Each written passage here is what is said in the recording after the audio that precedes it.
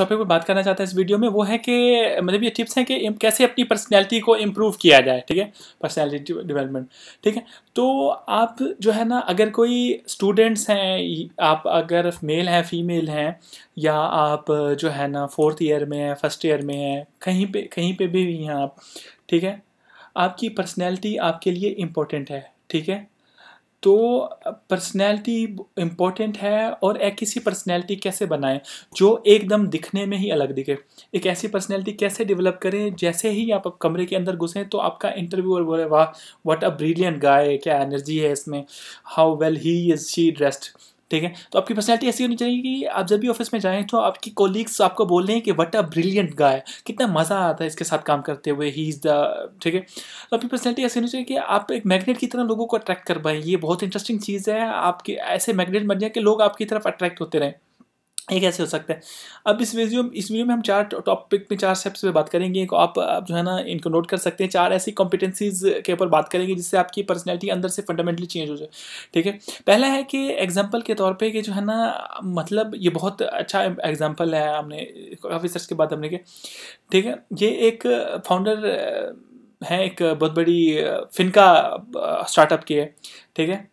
तो जो है ना, तो इसके जो सीईओ है ना, उनकी जो पढ़ाई हुई एक छोटे से स्कूल में, ठीक है, जो मतलब बहुत ही यानी इंग्लिश मीडियम स्कूल नहीं था, ठीक है। तो उन्होंने आके एक बहुत बड़ा ग्लोबल वेंचर बनाया, बहुत सारे एम्प्लॉयज़ की ज़िंदगी चला रहे हैं, बहुत बड़े सेमिनार्स करते हैं, ठीक है। तो उन्होंने क्या ऐसे 4 जो है ना वो किए। पहला है कि फर्स्ट इंप्रेशन, देखिए कॉम्पिटेंसी है कि अच्छी पर्सनैलिटी का एक रूल है कि first impression is the last impression. आपने सुना होगा, लेकिन आपको इसको डिकोड करेंगे कि जो है ना फर्स्ट इंप्रेशन लास्ट इंप्रेशन क्या होता है, ठीक है। आपने बहुत सुना होगा, गोल्डन स्टेटमेंट है, लेकिन जो पहला इंप्रेशन कैसा बनाएंगे उसके पॉइंट है। पहली बात यह है कि सेल्फ इंट्रोडक्शन। आप जब भी हाथ मिलाते हैं, अब तो जो है ना लोग थोड़ा सा वो करते हैं, लेकिन कोरोना की वजह से जब आप सेल्फ इंट्रोडक्शन दे रहे हैं, चाहे वीडियो कॉल पे दे रही हैं, किसी से मिल रही हैं, तो जो है ना इंट्रोडक्शन बहुत ही शार्प होना चाहिए। देखें, आपका सेल्फ इंट्रोडक्शन एक तरह से 30 सेकंड की पिच है। 30 सेकंड में आप अपने आप में क्या बताने वाले अगले वाले को, पहले तो अपना नाम बताएंगे, फिर आप अपने बारे में जो अचीव किए हैं आउटकम्स पे आ जाइए,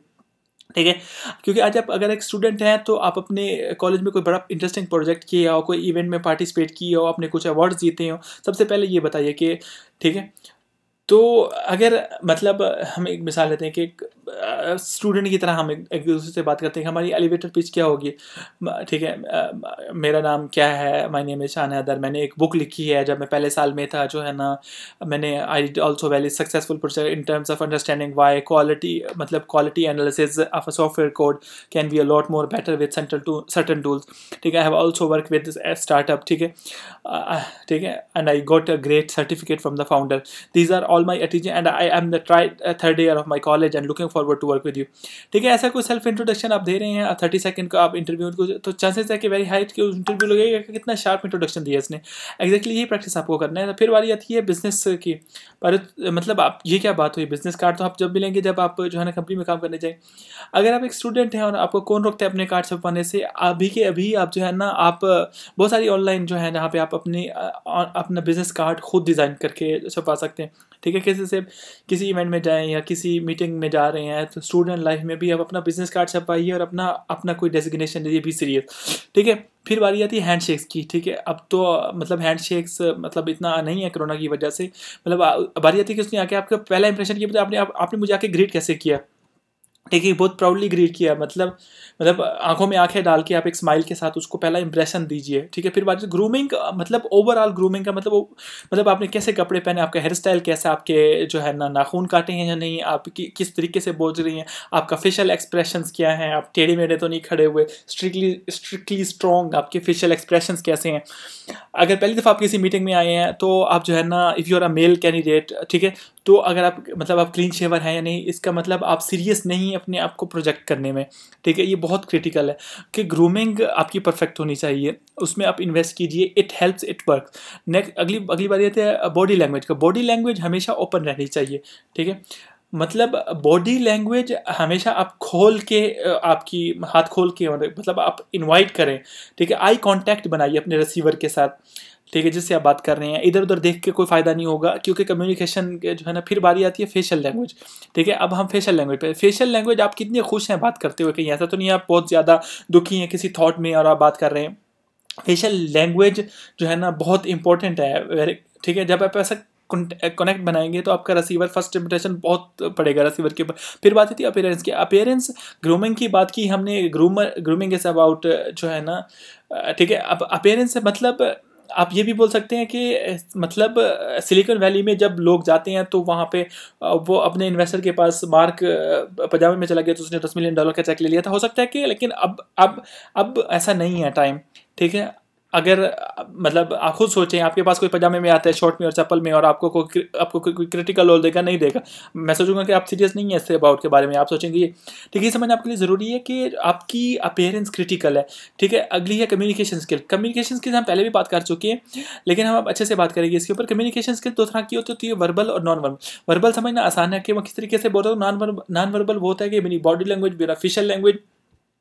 ठीक है, अभी हम बात करेंगे कि कम्युनिकेशन स्किल के 3 क्रिटिकल फैक्टर्स क्या होते हैं: कन्विक्शन, कॉन्फिडेंस और एंथुसियास्ट। ठीक है, कन्विक्शन का मतलब है कि कितना कन्विंस है मैं अपनी कम्युनिकेशन के लिए। कहीं ऐसा तो नहीं है मेरे दिमाग में डाउट है, मैं फिर भी बोले जा रहा हूँ। अगर मैं आपको कुछ कह रहा हूँ तो मैं आपको मतलब मैं कन्विंस हूँ, मैं अपनी बॉडी लैंग्वेज कैसी, इसलिए आप मेरी बात सुन रहे हैं। अगर मैं मेरा आपको कोई कंटेंट दे दो, कोई रिपोर्ट्स दिखा देता और जो है ना वही मतलब इसमें कोई इंटरेस्ट नहीं आएगा आपको। कन्विक्शन बहुत होनी चाहिए, और कन्विक्शन डेवलप करने का एक ही तरीका है, पढ़िए। जितना ज़्यादा रीडिंग आप करेंगे आप करिए। ठीक है, रीड, डू एंड क्रिएट। ठीक है, कन्विक्शन डेवलप करने का इससे अच्छा तरीका कोई नहीं है। पढ़िए, करिए और नई क्रिएशन पे ध्यान दीजिए। फिर बारी आती है कॉन्फिडेंस।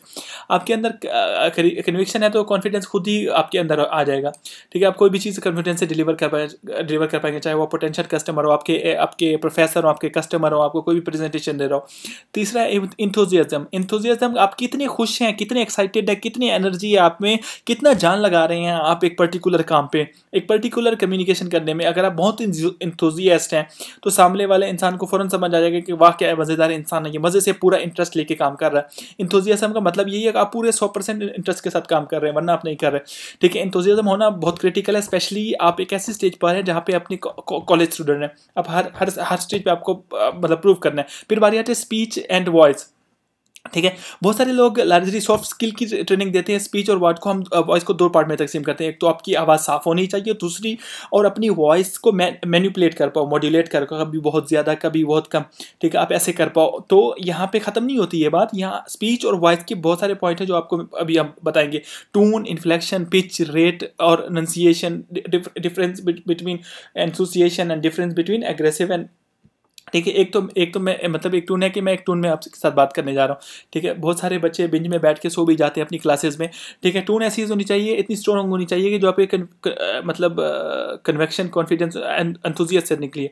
अब इन तीनों को हम कंबाइन कर रहे हैं, इन्फ्लेक्शन, पिच, रेट, हम तीनों को मिला रहे हैं। ठीक है, ठीक है, अभी हम कहाँ आप रुकेंगे, कहाँ तेज़ी से आप जो है ना स्ट्रेस डालेंगे, कहाँ आप पिच ज़्यादा होगी, कहाँ पे पिच कम होगी। ठीक है, कहाँ रेट ऑफ कम्युनिकेशन फास्ट रहेगी, कहाँ कम रहेगी, ये आपको सोचना है, आपको बताना है, आपको सेल्फ इंटरनलाइज करना होगा और ऑटोमेटिकली आपकी कम्युनिकेशन में ये चीज़ आ जाएगी। इसको करने का सबसे बड़ा तरीका है कि आप जो है ना जो भी कम्युनिकेट करना चाहते हैं, जब आप प्रेजेंटेशन दे रहे हैं तो उसको प्रैक्टिस कीजिए इन सब पॉइंट्स को: conviction, confidence, enthusiasm, tone, inflection, pitch and rate. ठीक है, इनकी प्रैक्टिस कीजिए और ऑटोमेटिकली आपकी स्किल बिल्ड हो जाएगी। ठीक है, प्रेजेंटेशन अपने सामने लगाइए और प्रैक्टिस करना शुरू कर दीजिए। उसके बाद आती है difference between aggressive and being assertive. देखें, कम्युनिकेशन 2 तरह की मतलब हो जाती है, एग्रेसिव या असर्टिव। ठीक है, एग्रेसिव का मतलब है कि बहुत एग्रेसिव, एकदम मैं आपके ऊपर चढ़ जाऊं, मतलब पूरा एक हर तरह से मेरा पॉइंट सुनूंगे, मैं किसी का पॉइंट नहीं सुनूंगा, जो हूँ मैं ही हूँ। ठीक है, ये कम्युनिकेशन का तरीका हमेशा गलत हो सकता है। Aggressive communication never works. ठीक है, एग्रेसिव कम्युनिकेशन आपके रिलेशनशिप हमेशा खराब होंगे, कभी भी अपने कोवर्कर के साथ, अपने एम्प्लॉयज़ के साथ, टीम के साथ कभी भी अच्छे से काम नहीं कर पाएंगे। ये बारी आती है असर्टिव की। ठीक है, लीडर्स जो होते हैं वो they are always assertive in communication and not aggressive. Assertive का मतलब दूसरों का पॉइंट भी सुना आपने, पावरफुली लॉजिकली अपना पॉइंट भी दिया। ठीक है, अब आती है कॉर्पोरेट एटिक्वेट। ठीक, कॉर्पोरेट एटिक्वेट में ये 6 इंपॉर्टेंट पॉइंट होते हैं। सबसे पहला है रिस्पेक्ट फॉर स्पेस, सेकंड है एलिवेटर एटिक्वेट, थर्ड है मीटिंग एटिक्वेट और cafeteria etiquette, telephone mobile etiquette, email etiquette. Respect for space यानी जो है ना आपके जो कोवर्कर्स हैं उनका स्पेस आप रिस्पेक्ट कीजिए। कई दफ़ा ऐसा होता है कि मीटिंग में कई दफ़ा मीटिंग रूम छोटे होते हैं, एकदम चिपक के खड़े हो जाते हैं और बहुत सारे अनकंफर्टेबल सिचुएशन में खड़े हो जाते हैं, लोगों को नहीं अच्छा लगता। तो इसीलिए आप रिस्पेक्ट पीपल। स्पेस का एक और मतलब होता है कि जब कोई बोल रहा है तो आप सुनिए, बी अ गुड लिसनर, ठीक है।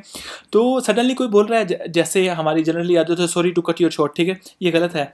You can not cut me just short, ठीक है। अगर आपने कोई पॉइंट बोलना है तो आप अपना हाथ खड़ा कर सकते हैं, तो आपको मौका मिलेगा अपना पॉइंट बोलने का। लेकिन कोई इंसान जब बोल रहा है तो सडनली उसके बीच में उसकी बात में घुस के बोलना गलत है। इसको कहते हैं रिस्पेक्ट फॉर स्पेस, ठीक है। अपना पॉइंट रखिए, असर्टिव होकर रखिए, लेकिन परमिशन के साथ, ठीक है।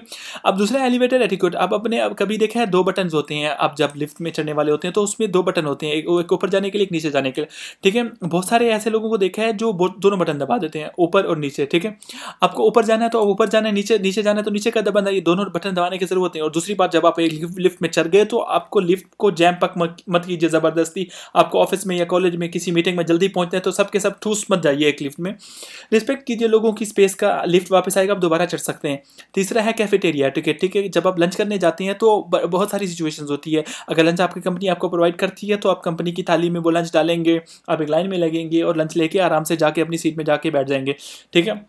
लंच करने के बाद आप खाना बिल्कुल भी वेस्ट नहीं करना चाहिए। आपने ऐसा किया तो आप प्रॉपर्ली इसको डिस्कार्ड करेंगे ताकि वो खाना किसी के और काम आ सके, ठीक है। बहुत सारे लोग ऐसा काम नहीं कर रहे हैं। कैफेटेरिया एटिक्यूट में एक और चीज़ इंपॉर्टेंट होती है जिसको हम कहते हैं खाना खाते वक्त बात करना। आप बहुत सारे लोग खाना खा रहे हैं, आप बहुत तेज़ तेज़ मोबाइल पर बात कर रहे हैं, तेज़ तेज़ हंस रहे हैं, 3-4 लोग मिलके, वो गलत है, ठीक है। इसको कैफेटेरिया कह रहे हैं, कैफेटेरिया एटिक्यूट। आपको डिसिप्लिन और कैफेटेरिया एटिक्यूट आपको मेंटेन करने का। कई दफ़ा आपकी कॉलेज में जो है ना बर्थडे सेलिब्रेट होते हैं, केक लेती है और मुंह पे मल देते हैं। आई थिंक ये जो है ना फंडामेंटली बहुत गलत है। वो इसलिए क्योंकि जो है ना खाने की चीज़ें आप उसको वेस्ट नहीं कर सकते, क्योंकि वो भी एक कैफेटेरिया एटिकेट में है, क्योंकि आपके पीछे कोई इंसान उसको इन सब मेस को साफ करेगा। फिर बारी आती है मीटिंग एटिकेट की। मीटिंग में अगर आप बैठे हैं तो कोई भी आपके कॉलेज की आपके इंटरव्यू हो, हाँ आप ग्रुप डिस्कशन में हैं या आप जो है ना किसी प्रोफेशनल मीटिंग में हैं, तो मीटिंग का जो एटिकेट है कि आप मीटिंग में टाइम से पहुंचिए, 2 मिनट पहले पहुंचिए। अगर आप मीटिंग में कोई नोट्स बनानी है तो आपके पास नोट पैड और पेन पहले से होना चाहिए। आप नोट पेन और पैड बाद में ना लेने भागे। मीटिंग का अगर कोई एजेंडा सेट है तो आपको पता होना चाहिए मीटिंग खत्म होने के बाद जो है ना जितना भी लाइट्स चल रही थी आपको उनको स्विच ऑफ कीजिए। मीटिंग खत्म होने के बाद आप जिन चेयर से उठे उनको वापस लगाइए उनकी जगह पे। इंश्योर कीजिए कि आपका meeting room looks like a meeting room, ठीक है। आप तो इंश्योर के जो है ना मीटिंग होते वक्त आप अपने फ़ोन से फडल नहीं कर रहे। मीटिंग होते मन आप फोकस कर रहे हैं मीटिंग के ऊपर और उसी चीज़ों पर फोकस कर रहे हैं जिसके अराउंड वो मीटिंग है। ज़्यादा नई नई चीज़ों को जो है ना आप नहीं लेके आ रहे हैं, कन्फ्यूज़ नहीं करें। अब बात यह है टेलीफोन और मोबाइल एटिकेट की। जब आप अपने मान लीजिए कि अब आप अपने कॉलेज में हैं या जो है ना अपने वर्क प्लेस पे हैं जहाँ पे और भी लोग हैं वहाँ पे ज़्यादा, मतलब आप अपनी टीम के साथ सडनली तेज़ मोबाइल पर बात नहीं कर सकते। कोई कॉल आ रहा है आपको, उठ के जाइए या तो अपने ऑफिस से बात जाइए, बालकनी में जाइए, जहाँ पे भी बात करने की इजाज़त हो आप वहाँ पे जाए, तसल्ली से बात कीजिए और कम बैक टू योरसेल्फ, ठीक है। डू इट इस तरह से करें, वरना इस तरह से बहुत लोगों को डिस्टर्बेंस होती है। अब आती है ईमेल एटिकेट की, ठीक है। ईमेल एटिकेट आप किस तरह से आप लोगों को लिखते हैं, किस तरह से जो है ना आपकी ईमेल की सही तरीके से स्ट्रक्चर है, यानी ये बहुत मैटर करता है। फॉर एग्जांपल अगर आप लोगों को लिख सकते हैं कि जो है ना hi my name is XYZ, ठीक है, या हेलो पारतोष, ठीक है, dear Paritosh how are you, ठीक है, ट्रस्ट ऑल इज वेल, ठीक है, ठीक है। अब हाँ ये एक परफेक्ट फॉर्मेट है, आप इसको कॉपी भी कर सकते हैं, ठीक। ईमेल एटिकेट में जब आपने मतलब आपने सेलिब्रेशन लाइन लिखी, फिर उसके बाद आपने लिखा हाउ आर यू, फिर आपने जो है ना उसका एजेंडा बताइए, ठीक है, एक लाइन के अंदर।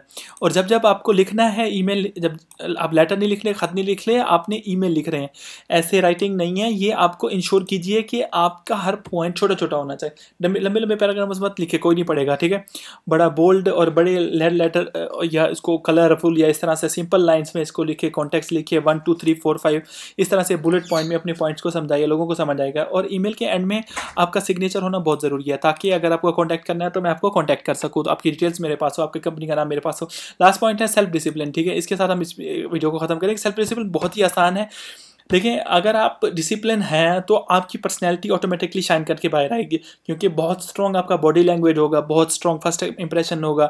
आप टाइम पे अपनी मीटिंग्स पे आएंगे, टाइम से अपनी मीटिंग को एंड करेंगे, आप हमेशा लोगों की रिस्पेक्ट करेंगे। अगर आपका सेल्फ डिसिप्लिन ज़्यादा होगा तो एक जरूरी चीज़ बताता हूँ मैं आपको। शुरू में हमने बात की थी कि कैसी ऐसी पर्सनैलिटी बनाए कि लोग आपकी तरफ मैग्नेट करिए, आपके साथ जुड़ना शुरू हो जाए। आपके अंदर सेल्फ डिसिप्लिन होगा तो आप जो है ना एक नेचुरली आप चूज़ किए जाएंगे और लोग आपके साथ काम करना शुरू कर देंगे। ये फ़ायदा होता है सेल्फ डिसिप्लिन का। इसमें जो कुछ भी हमने आपके साथ शेयर किया, आप इसको प्रैक्टिस कर सकते हैं, इंप्लीमेंट कर सकते हैं। अगर आप बनेंगे इनक्रेडिबल प्रोफेशनल, एक ऐसा पर्सनैलिटी क्रिएट कर देगा जो एक मैग्नेट क्रिएट कर देगा, लोग आपके साथ जुड़ना शुरू हो जाएंगे। उम्मीद करते हैं आपको इसमें कुछ वैल्यूएबल लगा। अगर इसमें कुछ भी आपको वैल्यूएबल लगा तो हमें लाइक शेयर सब्सक्राइब कर सकते हैं। Thank you.